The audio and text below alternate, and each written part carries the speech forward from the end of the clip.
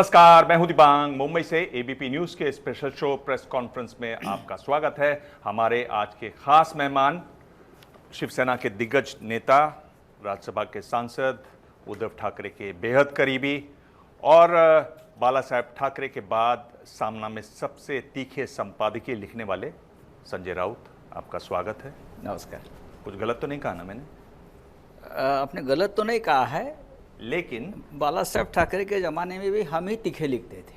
अच्छा, वो हम तो हमारी परंपरा बाला साहेब ठाकरे जी के ज़माने से शुरू हुई तो अब तक चल रही है। चलिए, मैं आपसे सभी ज़रूरी सवाल पूछूंगा, उम्मीद है आप जवाब भी देंगे।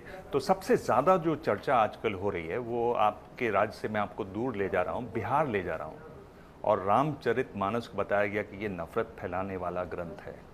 इस पर आपकी क्या राय है? और ये भी देखते हुए कि ये आपसे कहीं ना कहीं जुड़ता भी है, और ये ध्यान में रखिए कि पिछले दिनों आदित्य ठाकरे गए भी थे वहाँ तेजस्वी यादव से मिलने के लिए। हाँ, ज़रूर जाएंगे, वापस जाएंगे। उसका मतलब ये नहीं कि उसके कोई आदमी ने प्रभु श्री राम के बारे में या और किसी भगवान के बारे में कहा तो हम उसका समर्थन करेंगे। जो गलत है वो गलत है। जो बात आपको समझ में नहीं आती है, आप उसके बारे में बात मत करिए। राजनीति में आप राजनीति करिए। अब प्रभु श्री राम क्या है, रामचरितमानस क्या है, वो पूरे देश को, पूरे विश्व को मालूम है। और वही रामचरितमानस ने देश में इतना बड़ा राजनीति की उथल पुथल कर दी है। तो आपका जो अज्ञान है वो आप लोगों के सामने क्यों लाते हो? रामचरितमानस हमारा एक श्रद्धा का विषय है और हमेशा रहेगा। उसमें कोई कॉम्प्रोमाइज़ नहीं होती है। ये एक ताज़ा जो चर्चा है दिल्ली में कि मंत्रिमंडल का विस्तार होगा और उसमें शिंदे गुट के लोग शामिल होंगे, मतलब क्या अब ये वो पूरी तरह से हो जाएंगे वहाँ के? कैसे देखते हैं आप इसको? बात ऐसे कि जो लोग अब हमसे बिछड़ गए हैं, टूट गए हैं, अब उनकी राजनीति करेंगे। ये राजनीति उनकी नहीं है, राजनीति बीजेपी की है कि शिवसेना को तोड़ो, शिवसेना को ख़त्म करो। महाराष्ट्र की राजनीति में शिवसेना का जो प्रतिष्ठा और ताकत है उसको ख़त्म करिए। जब तक शिवसेना ख़त्म नहीं होती है तब तक बीजेपी के जो इरादे हैं महाराष्ट्र में खड़े रहने के, वो पूरे नहीं होंगे। लेकिन सांसद और विधायक तोड़ने से कोई भी पार्टी ख़त्म नहीं होती। पार्टी का बेस होता है नीचे का कार्यकर्ता, ज़मीनी कार्यकर्ता। और शिवसेना का ये जो केडर बेस, जो हमारी ताकत है, वो इतनी बड़ी है। बाला साहब ठाकरे ने जिस तरह से पार्टी का संगठन बनाया है वो कोई तोड़ नहीं सकता। पार्टी आज भी बाला साहब ठाकरे के नाम पे चलती है। वो आप कहाँ से लाओगे? तो बीजेपी ने जो खेल खेला है, अब ये जो क्या बोलता है, खेला होबे, तुम्हारा पश्चिम बंगाल का जो पॉपुलर शब्द आया था, जो खेला होबे है उनके ऊपर उलटने वाला। आप देखिए, आज आप जाइए कभी भी चुनाव लीजिए, और कौन सा भी चुनाव लीजिए, यहाँ चाहे विधानसभा लीजिए, लोकसभा लीजिए, महाराष्ट्र की जनता ये जो बीजेपी ने जो खेल किया है महाराष्ट्र में, उसके सख्त खिलाफ है। और आपको वो बैलेट बॉक्स में दिखेगा। चलिए, मेरे जो तीसरा सवाल है वो भी सब अलग अलग विषय के सवाल हैं, क्योंकि ये वो मुद्दे हैं जो देश में बहुत गर्म हैं। पठान फिल्म का सवाल है। हाँ, हल्ला है। हल्ला करने की ज़रूरत नहीं थी। वो जो एक्ट्रेस है उसके ऊपर भगवे बिकनी थी, ये थी। अभी भी मुंबई में बीजेपी के एक नेता ने, कोई एक उर्फी जावेद है, उसके कपड़े के ऊपर भी कोई ऑब्जेक्शन लिया है। देखो, उससे भी बड़े प्रश्न इस देश में है। आप उसके ऊपर से ध्यान हटाने के लिए ये प्रश्न आप मत लीजिए। अगर भगवे का सवाल है तो बहुत से लोगों ने जो बीजेपी के साथ जुड़े हुए जो एक्टर्स और कलाकार हैं, उनके भी इस प्रकार के कपड़े के बारे में उनका क्या पर्दे पर किया है वो सामने लाया है ना। लेकिन आपने, सेंसर बोर्ड ने जो आपके हाथ में है, आपकी कठपुतली है, आपने वो काट दिया। इसलिए काटा क्योंकि वो शाहरुख खान की फिल्म है। इस देश में अगर हम इस देश को मानते हैं कि डेमोक्रेसी है, स्वतंत्र है, यहाँ सभी तरह का स्वातंत्र है, हाँ, अगर इस पर्दे पर कोई नंगा नाच हो रहा है तो ठीक है, आप उसके ऊपर निर्णय ले सकते हो। लेकिन सिर्फ उस वस्त्र का कलर भगवा है इसलिए आपने निकाला है तो गलत है। इसलिए कि उससे पहले भी आपके साथ जो लोग जुड़े हुए कलाकार, वो सभी लोगों ने इस प्रकार के वस्त्र पहनकर वही काम किया है। पिछले दिनों जो आपने शिवाजी पर बात हो रही थी और जिस शब्द का इस्तेमाल किया, मैं तो बोल भी नहीं सकता हूं शो पर। मैं ही बोलता हूँ ना। नहीं रहने दीजिए। मैं ये बोल रहा हूं कि ये कहां से आता है? आपको गुस्सा है या आपको ये एक तरीके से लत है कि ऐसे शब्द बोलने हैं? लत की बात क्या है? या आपको अंदर से आप बोल नहीं पाते हैं ठीक से, इसलिए आप ऐसे शब्दों का सहारा लेते हैं? मैं क्या जानना किया? चाह रहा हूं। छत्रपति शिवाजी महाराज का अपमान अगर होता है, छत्रपति शिवाजी महाराज का अपमान अगर महाराष्ट्र में होता है और वो कोई मंत्री करता है या संवैधानिक पद पर बैठा हुआ आदमी करता है, तो उसके खिलाफ हम अगर आवाज़ उठाए तो उसमें गलत क्या है?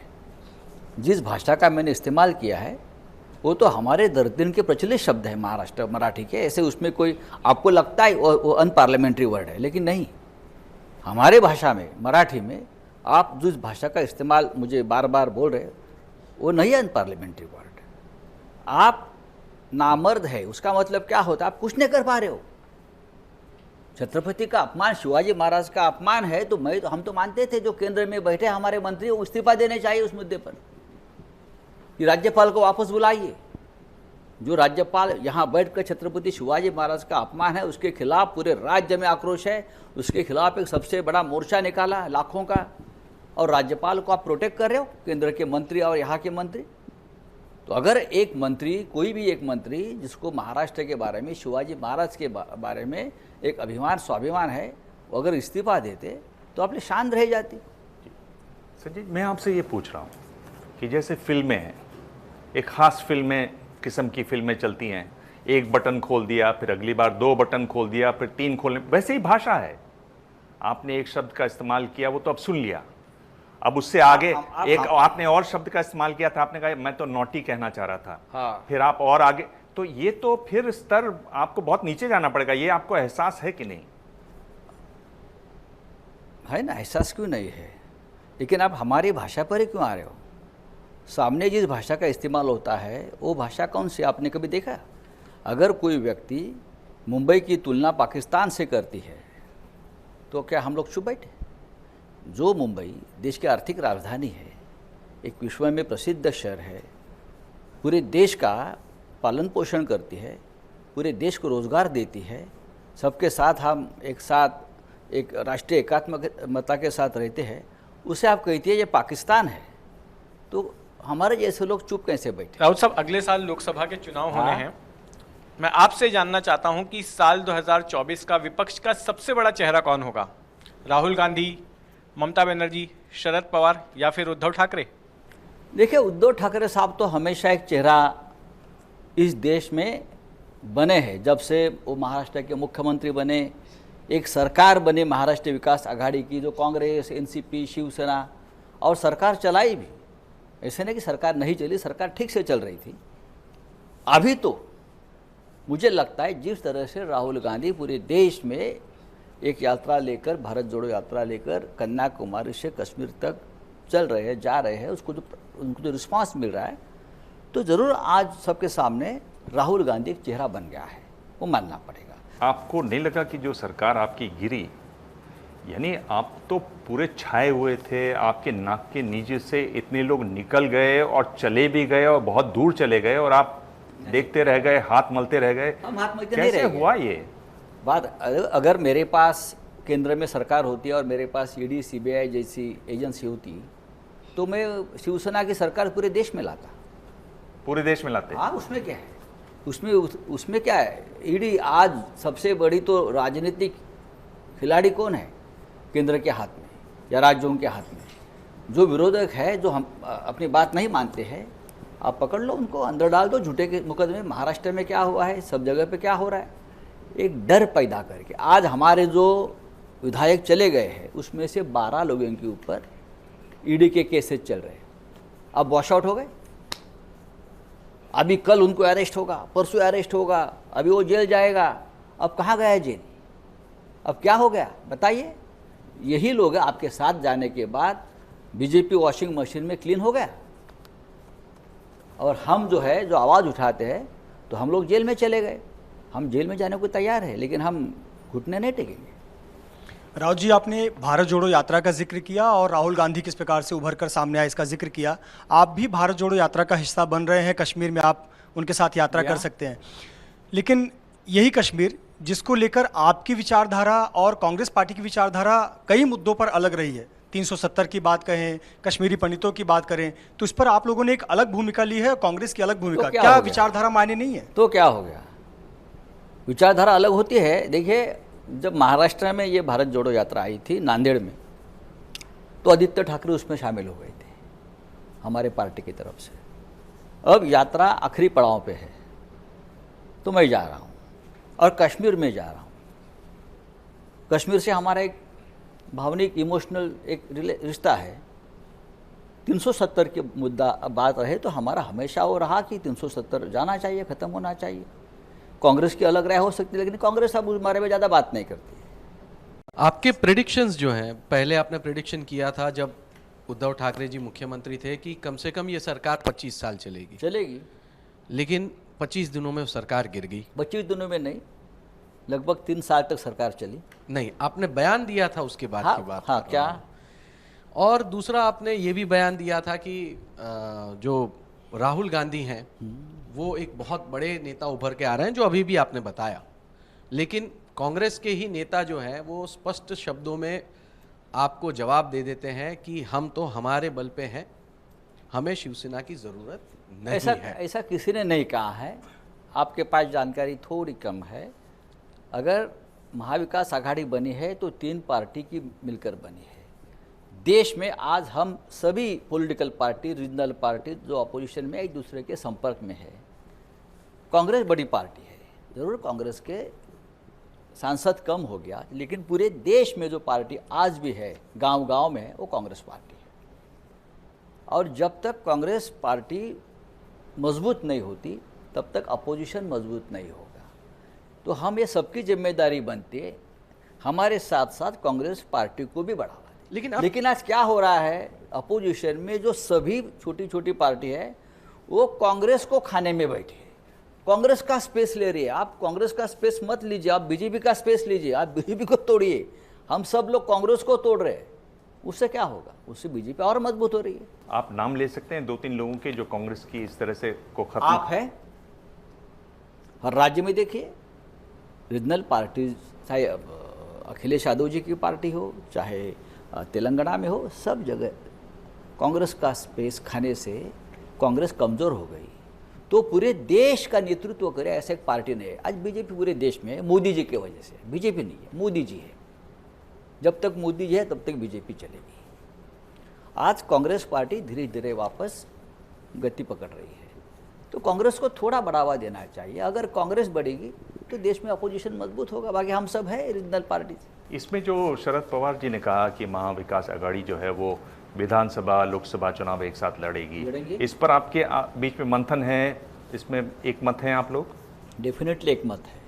अगर महाराष्ट्र में हम एक साथ लड़ेंगे तो महाराष्ट्र में 48 सीटें हैं लोकसभा की, हम 38 सीट जीत जाएंगे। 38 अगर मिलके लड़े तो, मोदी जी प्रचार के लिए आए तो भी?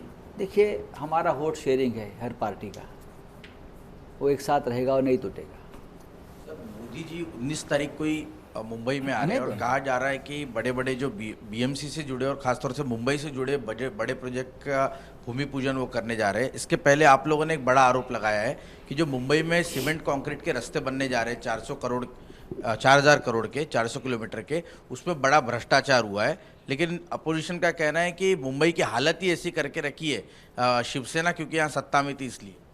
शिवसेना सत्ता में आज नहीं है, शिवसेना सत्ता में 40 साल से है और 40 साल से यहाँ की जनता हमें सत्ता पर ला रही है और आगे भी लाएंगी। आप चुनाव लेने से क्यों डर रहे हो मुंबई महानगर पालिका? हम तो चैलेंज कर रहे हैं, अभी चुनाव लीजिए। राउत जी, शिवसेना प्रकाश अंबेडकर जी की पार्टी के साथ हाथ मिला रही है, क्या प्रकाश अंबेडकर पे भरोसा कर सकती है शिवसेना? देखिए, प्रकाश अंबेडकर जी के साथ हमारा, उनके परिवार के साथ, डॉक्टर बाबा साहब अंबेडकर और ठाकरे परिवार का आपको मालूम है एक बहुत पुराना रिश्ता है। बाला साहब के पिताजी जो बहुत बड़े सोशल रिफॉर्मर थे, प्रबोधनकार ठाकरे और बाबा साहब आम्बेडकर में बहुत अच्छे रिश्ते थे, दोस्ताना था। तो अब उनके दोनों के पोते आकर कुछ राजनीति करना चाहते हैं इस देश में, जैसे हम महाराष्ट्र में उसको बोलते हैं शिव शक्ति एंड भीम शक्ति।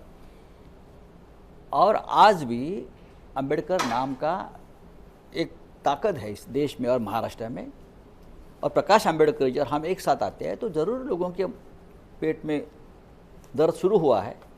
लेकिन प्रकाश अंबेडकर जी और शिवसेना एक साथ आएंगे और चुनाव लड़ेंगे, और सभी चुनाव हम एक साथ लड़ेंगे।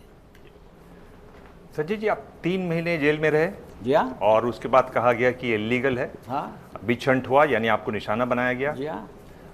पर वो 3 महीने तो वापस आएंगे नहीं आपके, वो आएंगे। तो गए। क्या सीखा आपने, क्या आपको क्या सबक मिला? मैं अगर मुझे आपको सबक पर्सनली लेने की जरूरत, सबक तो सरकार को लेनी चाहिए। नहीं, आपको क्या महसूस हुआ? आप ऐसा, अगर आपने कभी आत्मचिंतन किया हो इस पूरे 3 महीने के बारे में? देखिए, आत्मचिंतन तो यही किया, अगर आप अन्याय के खिलाफ लड़ते हो, अगर आप अपने पार्टी की विचारधारा लेकर सामने जा रहे हो और सामने वाला जो आपका राजनीतिक दुश्मन है वो डेमोक्रेसी मानने को तैयार नहीं, वो तानाशाह है, तो आपको अगर प्राण भी गंवाए पड़े तो आपको लड़ना है। जेल तो छोटी बात है। देखिए, आपके पास इतना भारी बहुमत है, आपको डरने की ज़रूरत नहीं है। इस देश में जो शासन रहा है हमेशा, पंडित नेहरू से लेकर अटल बिहारी वाजपेयी तक या मनमोहन सिंह तक, किसी ने डराया नहीं, किसी को धमकाया नहीं। मनमोहन सिंह का शासन हो या राव साहब का शासन हो, ये तो अल्पमत में था, उनके पास पूरा मेजोरिटी भी नहीं था, फिर भी वो लोग डरे नहीं। तो आप क्यों डरते हो? संजय जी, आपने शुरुआत में ये कहा कि ईडी अगर आपके पास होती तो पूरे भारत में आप शिवसेना की सरकार लाते। आज ये लोगों के मन में एक भावना है कि इस प्रकार के एजेंसी का गैर इस्तेमाल हो रहा है, सवाल इसलिए मैं बोल रहा हूँ। सवाल ऐसा है कि सरकार केंद्र में बीजेपी की है, इसलिए आप ऐसा कह रहे हैं। नहीं, जब आपकी सरकार लेकिन महाराष्ट्र हम में ये नहीं महाविकास करेंगे। आघाड़ी मैं की आपको बताता सरकार महाराष्ट्र में थी, उस फिर वक्त सवाल आपने किरीट सोमैया के खिलाफ केस रजिस्टर्ड किया था, रश्मि शुक्ला पे केस रजिस्टर्ड किया था, और उसके बाद आपने खुद ईडी पर वसूली के आरोप लगाए थे, जिस पर ईओडब्ल्यू जांच करी थी। लेकिन आज आलम यह है कि रश्मि शुक्ला के टैपिंग केस में कुछ मिला नहीं। नहीं मिला नहीं, में किरीट से सोमैया सरकार को- बदलने के बाद केस ही बंद कर दिया। किरीट अब सोमैया को जांच almost- करनी चाहिए थी, जो जांच चल रही थी वो आप पूरी कर लीजिए ना। एक जांच चल रही है, हमारे सबके फ़ोन टैप हो गए हैं, ये मैंने बोल रहा था, मुझे भी मालूम नहीं था, एविडेंस सामने आए हैं। बात किरीट सोमैया की है, आपने तो उसको क्लीन चिट दे दी, अब जांच पूरी तो कर लीजिए। इस सब के बाद क्या आपको लगता है कि बीएमसी का जो चुनाव होगा वो एक बहुत बड़ी चुनौती होगी आपके लिए? Definitely ये पूछना चाहता हूँ। डेफिनेटली चुनाव हमारे लिए एक चुनौती है। क्या क्या बड़ी चुनौतियां आपको लगती हैं नहीं उसमें? नहीं, सब लोग ये चाहते हैं, हमारे विरोधी किसी भी हालत में मुंबई का चुनाव वो लोग जीत ले, और हमारे कब्जे में जो महानगर पालिका है, जो मुंबई की राजधानी है, जो हमारे लिए प्रतिष्ठा की एक महानगर पालिका होती है, हम बोलते गर्व से मुंबई पर हमारा भगवा झंडा है, वो निकालना चाहते हैं। लेकिन मैं ये दावे के साथ कहता हूँ, विश्वास के साथ कहता हूँ, इतना आसान नहीं है ये। मुंबई की जनता हमारे साथ रहेगी और मुंबई महानगर पालिका पर फिर एक बार शिवसेना की ही सत्ता आएगी। हम उस पड़ाव पे हैं अब इस इंटरव्यू के जहां मैं आपसे सवाल पूछूंगा और जवाब भी आप ही को दे दूंगा। आपको सिर्फ एक चुनना है उसमें। मैं आपको 2 ऑप्शन दूंगा, आप एक चुनेंगे, और आप तो 2 पे मानेंगे नहीं, आप तीसरी बात भी करेंगे तो वो भी मंजूर है। मैं अगर आपसे पूछूं कि जहां तक जनता से कनेक्टिविटी का सवाल है, जनता से जुड़ने का सवाल है, तो उसमें ज़्यादा माहिर कौन रहे, बाला साहेब ठाकरे या उद्धव ठाकरे? डेफिनेटली बाला साहेब ठाकरे के साथ ज़्यादा कनेक्टिविटी थी।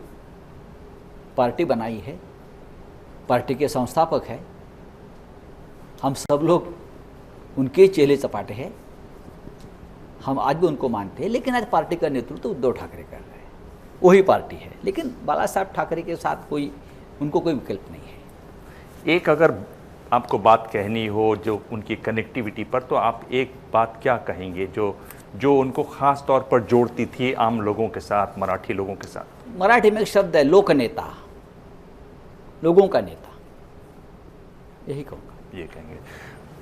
अगर ऐसा कुछ हो कि आप अपने बयानों को वापस ले सकें, तो इन दो बयानों में से आप कौन सा वापस लेना चाहेंगे?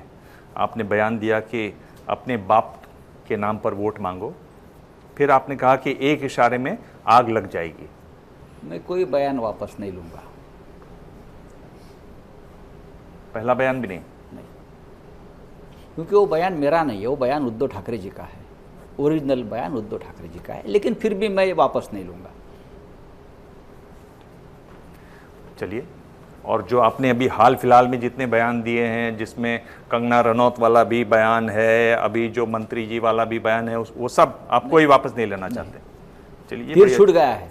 हाँ? तीर छूट गया है, वापस नहीं आएगा, गोली छूट गई है। 2024 की बात करें तो उसमें आप कांग्रेस एनसीपी के साथ रहना चाहेंगे, या कोई ऐसा तीसरा मोर्चा अगर बने नहीं। तो तीसरे ये मोर्चे के देखिए, साथ जाना तीसरा चौथा मोर्चा, पांचवा मोर्चा, ये सब बकवास बातें हैं। हम महाराष्ट्र में जो महाविकास आघाड़ी बनी है, हम उनके साथ रहेंगे, हम एक साथ चुनाव लड़ेंगे। आपकी जो गठबंधन की सरकार टूटी, उसके लिए ज़्यादा जिम्मेदार आप किसको मानते हैं, शिंदे को या फडणवीस को, देवेंद्र फडणवीस को? देखिए, एकनाथ शिंदे को मैं पहचानता हूँ, आज से नहीं, हम तो एक साथ सालों साल काम किया है, हमारा साथी रहा है। उसमें वो धमक और चमक कभी नहीं रही इस प्रकार से बगावत करने की। तो ज़रूर भारतीय जनता पार्टी के जो दिल्ली के नेता है वो जिम्मेदार है, जो ये नहीं चाहते थे, वो हजम नहीं कर पा रहे थे कि महाराष्ट्र में हमारी सरकार नहीं है। तो आपने एक तरीके से फडणवीस पर भी आपने उंगली उठाई नहीं, आपने सीधा दिल्ली चले गए आप। हाँ, पूरा क्या बोलता है, डीलिंग तो दिल्ली में हुआ ना, इसलिए तो सूरत सुना ना। अगर शिंदे की वापसी होनी हो तो क्या आप मुख्यमंत्री पद देने को तैयार होंगे या अध्यक्ष पद देने को तैयार होंगे? अध्यक्ष पद की बात ही नहीं, पार्टी जो है, पार्टी के प्रमुख उद्धव ठाकरे ही है और रहेंगे। चाहे शिंदे को जो लोग आज सपोर्ट कर रहे हैं, उनको प्रॉमिस है कि हम आपके पार्टी आपके झोली में दे दूंगा, धनुष्य बाण भी दे दूंगा, ये भी कर लूँगा, उससे कोई फर्क नहीं पड़ता है। जिस प्रकार से ये लोगों ने पार्टी के साथ धोखा और बेईमानी की है, मुझे नहीं लगता है कि अब हमारे पार्टी में किसी का मन बना है कि उनको वापस ले। दो लोगों के मैं अगर नाम लूं और पूछूं कि इनकी एक खासियत क्या है, तो आप आदित्य ठाकरे की बड़ी एक खासियत क्या है? देखिए, आदित्य की खासियत ये है कि आदित्य जो बोलता है वो करने की हिम्मत उस युवा नेतृत्व में अब आ गई है। ये तो अच्छी बात है। एकनाथ शिंदे की एक खासियत क्या है? एकनाथ शिंदे की खासियत आज मुझे मालूम नहीं, लेकिन एक शब्द में कहूं, नहीं कहूंगा, ठीक, छोड़ दीजिए। संजय राउत, आपने करीब करीब सभी सवालों के जवाब दिए और सीधे दिए, और कई में आपके तेवर भी दिखाई दिए। बहुत बहुत धन्यवाद, आपने हमें समय दिया। प्रेस कॉन्फ्रेंस में आज इतना ही। अगले हफ्ते मिलेंगे एक और खास मेहमान से, तब तक देखते रहिए एबीपी न्यूज। जैसे ही घड़ी का काटा दोपहर 2:30 पे आए, बबीता जी का दिल सास बहू साजिश के लिए मचल जाए। और ये है इनकी बहू, पूरे दिन ऑफिस की टेंशन हो जाए गॉन जब ये करें अपना फेवरेट शो फ्री टाइम पे ऑन। इनकी तरह आप भी देखिए अपना फेवरेट शो अपने टाइम पर और डाउनलोड कीजिए एबीपी लाइव ऐप अपने स्मार्ट टीवी पर।